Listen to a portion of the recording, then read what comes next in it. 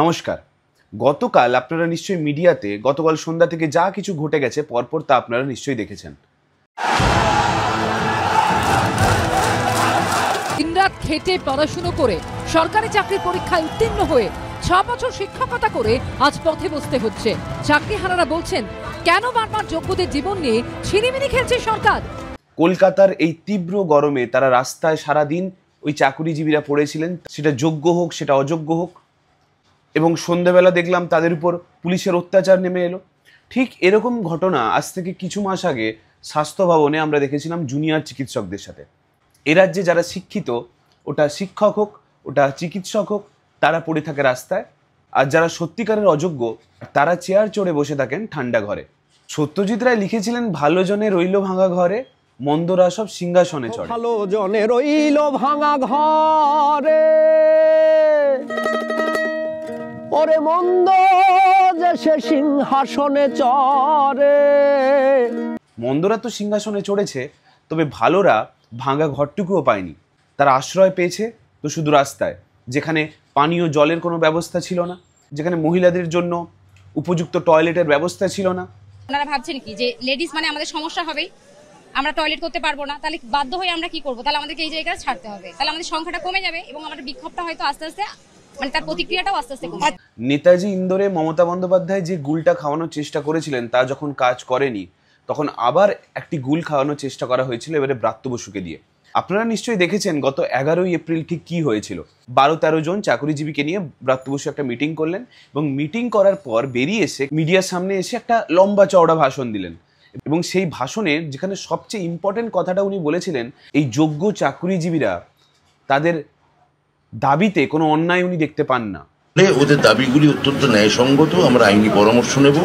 প্রথম যেটা ওরা দাবি করেছেন, এক, সেটা হচ্ছে যে যোগ্য এবং অযোগ্য এর তালিকা SSCN প্রকাশ করে। এবং ওনাদের দাবি কি ছিল, যে কারা যোগ্য কারা অযোগ্য সেটা সরকার থেকে, SSC থেকে ওরা বলে দিক, ওরা ওই লিস্টটা ওদের ওয়েবসাইটে সাবমিট করুক, সরকার থেকেই কাজটা করা হোক, যাতে যোগ্যরা আবার সসম্মানে কাজে ফিরে যেতে পারে। ব্রাত্য বসু যখন প্রেস কনফারেন্স করে এই কথাটা বলছেন যে ওনাদের এই দাবিতে কোনো অন্যায় উনি দেখতে পান না, তখন আজকে মমতা বন্দ্যোপাধ্যায় একটা মিটিং থেকে বক্তৃতা দিয়ে বললেন, টেন্টেড আনটেন্টেড লিস্ট বের করতে হবে। আরে আপনার কি যায় আসে? টেন্টেড কি আনটেন্টেড কি আপনার দেখার তো প্রয়োজন নেই, ওটা দেখার জন্য রাজ্য সরকার আছে। আপনি চাকরি করেন, আপনার চাকরিটা আছে কিনা দেখার দরকার, আপনি ঠিকমতো মাইনে পাচ্ছেন কিনা সেটা আপনার দেখার দরকার, অন্যটা আপনার দেখার দরকার নেই। কে যোগ্য কে অযোগ্য এইসব দেখে আপনাদের কি হবে? আপনারা গিয়ে স্কুলে পড়ান, বেতনটা তুলে নিন, আপনিও খুশি আমিও খুশি। মমতা বন্দ্যোপাধ্যায়কে এটা কে বোঝাবে যে এই যোগ্য অযোগ্য চাকরি প্রার্থীদের বাছার প্রধান কারণ একটাই, যে অযোগ্য শিক্ষকরা এতদিন ধরে প্রায় 6-7 বছর ধরে একটা ছাত্র কিংবা একটা ছাত্রীকে পড়িয়ে এসছেন, যিনি নিজের নামটুকু লিখতে পারেন না, যিনি OMR সিট পুরো ফাঁকা রাখেন, তিনি দিনের পর দিন, আজ বছরের পর বছর এই ক্লাস 9, 10, 11, 12 এই ক্লাসের ছেলে মেয়েদের পড়িয়ে এসছেন। যে উচ্চ মাধ্যমিক পরীক্ষা, যে মাধ্যমিক পরীক্ষা জীবনের একটা অন্যতম গুরুত্বপূর্ণ পরীক্ষা, সেই সব ছাত্রছাত্রীদের এই অযোগ্য শিক্ষকরা পড়িয়ে এসছেন। প্রবলেমটা এই অযোগ্য শিক্ষকদের বাছাই করে ছেটে ফেলার, এটা যেমন একটা দিক, তেমন আরেকটা দিক হচ্ছে কারা এই অযোগ্য চাকরি প্রার্থীর হাতে অ্যাপয়েন্টমেন্ট লেটার তুলে দিল তাদেরকেও সামনে আনাটা। অর্থাৎ ব্রাত্য বসু আর মমতা বন্দ্যোপাধ্যায় কোথাও না কোথাও নিজেদেরকেই কন্ট্রাডিক্ট করছেন। যেখানে শিক্ষামন্ত্রী বলছেন ওনাদের দাবিটা ন্যায্য, সেখানে মমতা বন্দ্যোপাধ্যায় বলছেন কি হবে যোগ্য অযোগ্য আপনাদের জেনে। একজন শিক্ষক, একজন ছাত্র, ইনফ্যাক্ট একজন রাজ্যের সাধারণ মানুষ যে তার ছেলে মেয়েকে স্কুলে পাঠাচ্ছে সঠিক শিক্ষা পাবে বলে, সেই মানুষটা তার ছেলেমেয়েরা সঠিক মানুষটার কাছ থেকে শিক্ষা পাচ্ছে কিনা সেটা জানার তাদের কোনো অধিকার নেই। দিনের শেষে ওনার কাছে, এবং শুধু উনি নয়, ওনার দলের প্রত্যেকের কাছে, ওনার কাউন্সিলর থেকে MP থেকে MLA থেকে প্রত্যেকের কাছে দিনের শেষে মাইনেটাই ম্যাটার করে। যাদের হাতে ভবিষ্যৎ তৈরি করার কথা ছিল তাদের ভবিষ্যৎটাই অন্ধকার করে ছেড়ে দিয়েছেন এই মমতা বন্দ্যোপাধ্যায়। সেই 11 তারিখে ব্রাত্য বসু আরও একটা কথা বলেছিলেন, যে কে যোগ্য কে অযোগ্য সেই লিস্টটা উনি প্রকাশ করতে পারেন আইনজীবীদের সাথে কথা বলে। সেখানে একটা ইফ অ্যান্ড বাট রেখে দিয়েছিলেন আইনজীবীদের সাথে কথা বলে, যদি ওনারা পারমিশন দেন তো। এবং একটা জিনিস উনি সেদিন একবারের জন্যও বলেননি, যে সুপ্রিম কোর্ট তো আমাদেরকে বলেনি কে যোগ্য কে অযোগ্য তার লিস্ট সামনে আনতে, তাহলে আমরা দিতে পারবো না। দেখুন, ভার্ডিক্টটা তো সুপ্রিম কোর্টের বেরিয়ে এসেছিল, তাহলে আপনারা জানতেন সুপ্রিম কোর্টের রায়তে কি লেখা আছে কি লেখা নেই। আপনি আজকে প্রেস কনফারেন্স করে যখন বলছেন যে সুপ্রিম কোর্ট তো আমাদের একবারও বলেনি আপনি যোগ্য অযোগ্যদের লিস্ট বের করে দিন, তাহলে 11 তারিখ প্রেস কনফারেন্স করে সেই সব যোগ্য চাকরি প্রার্থীদের এইটা কেন বোঝাতে পারলেন না যে সুপ্রিম কোর্ট যেহেতু আমাদেরকে দায়িত্ব দেয়নি তাই আমরা করতে পারবো না? আপনি সেদিন কেন এই মিথ্যাচারটা করেছিলেন যে আমরা যোগ্য অযোগ্যকে আলাদা করার চেষ্টা করব যদি আমাদের আইনজীবী পারমিশন দেয়?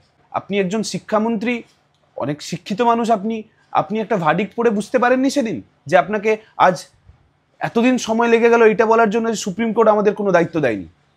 আসল গল্পটা সেদিন ছিল একটা লোক দেখানো খেলা। ব্রাত্য বসু সেদিন ভেবেছিলেন আমরা একটা রিভিউ পিটিশন করব সুপ্রিম কোর্টে এবং সেই জন্য কিছু দিন সময় ওনার প্রয়োজন ছিল। যদি রিভিউ পিটিশনটা সরকারের পক্ষে তো একদমই যায়নি, কিছু যোগ্য চাকরি প্রার্থী কিংবা অযোগ্য যাই হোক তাদের পক্ষে কিছুটা গেছে, গ্রুপ সি গ্রুপ ডি বাদে। উনি ভেবেছিলেন রিভিউ পিটিশনের রায় যদি ওনার পক্ষে কোনোভাবে চলে যায় তাহলে উনি একটা স্বস্তিতে অন্যরকম প্ল্যান করতে পারেন। কিন্তু যখন এই ঘটনাটা ঘটলো না, আজকে প্রেস কনফারেন্স করে উনি একটা ধমকানির সুরে বলছেন যে এই চাকরি প্রার্থীরা যা করছে, সরকারের এগেনস্টে গিয়ে যা করছে, এরপরে ভবিষ্যতে কোনো রিভিউ পিটিশন করলে সরকারকে পাশে পাবে তো? ব্রাত্য বসু, আপনি কতদিন এই শিক্ষিত মানুষগুলোকে বোকা বানিয়ে রাখবেন বলুন তো? আপনি কি ভাবেন রাজ্যের সবাই বোকা আর আপনি আপনার দিদিমণি উনি একমাত্র চালাক? একটা সুপ্রিম কোর্ট একটা রিভিউ পিটিশনকে বারবার কেন গ্রহণ করবে? রিভিউ পিটিশন কখন গ্রহণ করা হয়? যখন নতুন কোনো তথ্য সামনে উঠে এসছে যেটা আগের হিয়ারিংয়ে শোনা হয়নি, সেরকম যদি কোনো তথ্য উঠে আসে তখন শোনা হতে পারে রিভিউ পিটিশন। রিভিউ পিটিশন তখন শোনা হতে পারে যখন যে জাজমেন্ট দেওয়া হয়েছে তাতে কোনো এরার আছে, অ্যাপারেন্টলি কোনো এরার খুঁজে পাওয়া গেছে। এক্ষেত্রে তো এর কিছুই হচ্ছে না, তাহলে আপনি কেন বারবার ভাবেন যে আপনি কোর্টে রিভিউ পিটিশন নিয়ে গেলেই আপনার পিটিশনটাকে অ্যাকসেপ্ট করে রায়টাকে পুরো একদম 180 ডিগ্রি ঘুরিয়ে দিয়ে আপনাদের পক্ষে চলে যাবে?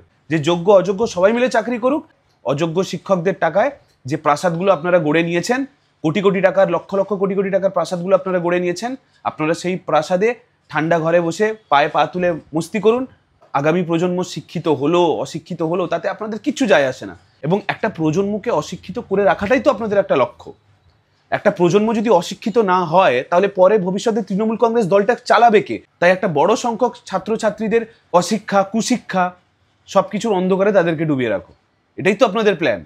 যখন ব্রাত্য বসু 11 তারিখ প্রেস কনফারেন্স করে বললেন আমরা দেখছি, অর্থাৎ উনি হ্যাঁও বলেননি নাও বলেননি যে আমরা চাইলে বের করতে পারি এসএসসির ওই সেগ্রিগেশনটা, কে যোগ্য কে অযোগ্য। আজকে মুখ্যমন্ত্রী বলছেন আপনি এ না বি এটা কোর্ট ঠিক করবে, আমরা নই। এই ভাগ করে দেওয়ার দায়িত্বটা এসএসসির নয়, এই ভাগ করে দেওয়ার দায়িত্বটা নাকি রাজ্যের নয়। কোনটা আপনাদের দায়িত্ব কোনটা আপনাদের দায়িত্ব নয় সেটা আপনিও যেমন জানেন, আপনার দলের শিক্ষামন্ত্রীও তেমন জানেন। উনি সেদিন কেন এই কথাটা বলেননি? আসলে ব্যাপারটা কি দাঁড়াচ্ছে, সব কিছুই এই রাজ্য সরকারের কাছে আছে, তারা চাইলে দিতে পারে, স্বচ্ছভাবে একটা প্রক্রিয়া আবার নতুন করে শুরু করতে পারে, কিন্তু তারা তা করবে না। কারণ একটা বিপুল সংখ্যক শিক্ষক আজকে অযোগ্য শিক্ষক যারা আজকে স্কুলে গিয়ে পড়াচ্ছে, এই লিস্ট বেরিয়ে এলে সবচেয়ে বেশি ফ্যাসাদে পড়বে এই অযোগ্য শিক্ষক এবং তৃণমূল কংগ্রেস দলটি। তাই খাল কেটে মমতা বন্দ্যোপাধ্যায় নিশ্চয়ই চাইবে না আমি কুমির নিয়ে আসি এবং সেই কুমির আমাকে গিলে খাক। এই যখন দুর্নীতির প্রক্রিয়া চলছিল তখন মমতা বন্দ্যোপাধ্যায় সবটা জানতেন, তা প্রকাশ্যে স্বীকার করেছেন কুণাল ঘোষ। অর্থাৎ এটা পরিষ্কার দল তখন সবটা জানতো, সবটা এন্ডোর্স করেছে। এই প্রক্রিয়ার মধ্যে কার কাছে কত % টাকা গেছে আমি বলতে পারবো না, তবে একটা জিনিস, একটা খবর আমার কাছে এসছে, আপনাদের সঙ্গে শেয়ার করতে আমার কোনো দ্বিধা নেই। আমি একজন অযোগ্য চাকরি প্রার্থীর কথা আপনাদেরকে বলেছিলাম কিছুদিন আগে, একটি চ্যানেলে বসে কিভাবে একটি জার্নালিস্ট তাকে মিথ্যাচার করিয়ে যোগ্য চাকরি প্রার্থী বলে চালানোর চেষ্টা করছিলেন। ওনার পরিবারের অনেকে, ওনার দূর সম্পর্কের অনেকে আমাকে মেসেজ করেছে, পরে যোগাযোগ করেছে আমার সাথে এবং বলেছে যে উনি চাকরি পাওয়ার জন্য টাকা কাকে পাঠিয়েছিলেন, আর থ্রু দিয়ে পাঠিয়েছিলেন, কাকে কাকে পাঠিয়েছিলেন, সব তথ্য ওনারা দিয়েছেন। এবার এটা সত্য কি মিথ্যা তা তো আমি বলতে পারবো না, তা তো আমি নিজে গিয়ে দেখিনি, তবে কানাঘুষো আমরা শুনতে পাই এবং পরিবারের ব্যাপার নিশ্চয়ই ওনারাও জানবেন জিনিসটা। লিটারালি যে টাকাগুলো একদম তৃণমূলের হাইয়েস্ট লেভেল অবধি যেত তা বলতেও কিন্তু ওনারা দ্বিধাবোধ করেননি। যাই হোক, মমতা বন্দ্যোপাধ্যায় সবটা জানেন এবং জানেন বলেই উনি ওনার জীবন দশায় কোনো দিন এই লিস্টকে সামনে আনবেন না। তার জন্য যোগ্য শিক্ষকরা যদি রাস্তায় দিনের পর দিন গড়াগড়ি খায় ওই জুনিয়র চিকিৎসকদের মতো, তাতেও ওনার কিছু যায় আসবে না। মমতা বন্দ্যোপাধ্যায় আজকে বলেছেন উনি চাইলে 1 সেকেন্ডের মধ্যে উনি যদি কলকাতায় থাকতেন তাহলে ব্যাপারটাকে সলভ করে দিতেন। ওনার এই প্রবলেমকে সলভ করার আমরা পদ্ধতিগুলো তো আগে দেখেছি, কীভাবে করুণাময়ীতে চাকরি প্রার্থীরা যখন আন্দোলন করছিল তখন রাত্রেবেলা লাইট বন্ধ করে কিভাবে ওদেরকে পেটানো হয়েছিল পুলিশ দিয়ে, সেই জিনিসগুলো আমাদের স্মৃতিতে এখনো উজ্জ্বল হয়ে আছে। উনি কলকাতায় থাকলে পুলিশ শুধু শৌচালয়ের তালা বন্ধ করে দিতেন না, কিংবা শুধু জল না দিয়ে হেনস্থা করতেন না। উনি কলকাতায় থাকলে কালকেও হয়তো আমরা একটা করুণাময়ীর একটা পুরনো চিত্র খুঁজে পেতে পারতাম, এবং আমি অবাক হব না ভবিষ্যতে মমতা বন্দ্যোপাধ্যায়ের প্ল্যান ডি যদি এটাই হয়। ধন্যবাদ, সবাই ভালো থাকবেন।